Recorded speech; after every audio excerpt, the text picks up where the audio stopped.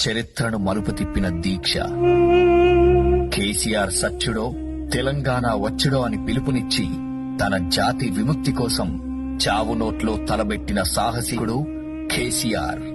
కేసీఆర్ శవయాత్రన, తెలంగాణ జైత్రయాత్రన అంటూ ఋషిలా, తపస్విలా, మహాయోగిలా సాగించాడు దీక్ష.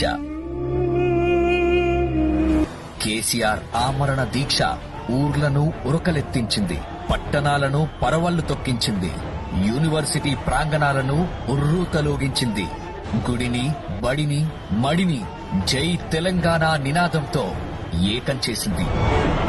ఆరోగ్యం క్షీణించిన, ప్రాణాలకే ప్రమాదమని తెలిసినా, ఎందరూ బతిమిలాడినా, విన్నవించుకున్నా కూడా వెనక్కి మాత్రం తగ్గలేదు. ఆత్మగౌరవ విశ్వరూపం చూసి, కేసీఆర్ పట్టుదల చూసి పార్లమెంట్లో ప్రకంపనలొచ్చాయి. ఢిల్లీ దిగొచ్చింది. తెలంగాణకు అర్ధరాత్రి స్వాతంత్రం వచ్చింది.